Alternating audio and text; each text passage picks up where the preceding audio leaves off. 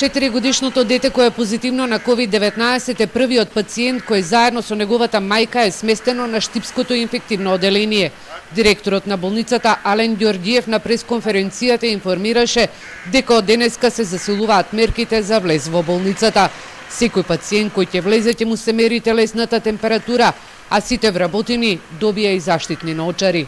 Секој ден се трудиме да го заштитиме прво и персоналот кој што работи во болницата и сите оние пациенти кои што ќе дојдат на преглед во клиничка болница Штип.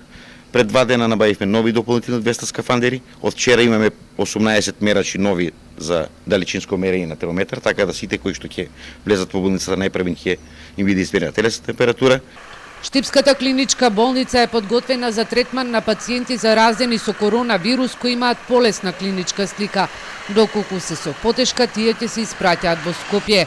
Болницата има 2 респиратори, а доколку дојде до зголемување на бројот на случаи, во функција може да се стави и интензивното оделение. Зборуваме сега теоретски, би можело само на одделот за интензивно лекување на анестезија. Таму имаме центар, значи за да имате интензивно лекување, први мора да имате централен довод на кислород. Такви услови кај нас имам во оделението за интензивно лекување. Таму имаме отприлика 8 кревети кои што имаат централен довод на кислород, а ние како болница во моментот располагаме со 2 респиратори кои што се сервисирани пред скоро време. Имаме еден транспортен респиратор, 2 машини за анестезија можат да бидат користени како апарати за респирација. Болницата чека уште еден респиратор, чија набавка е во тек. Во утринските часови уште 5 мина се јавиле за да се тестираат, бидејќи како што тврделе биле во контакт со семејството на девојчето, кое на 14 март пристигнало во Штип од Англија.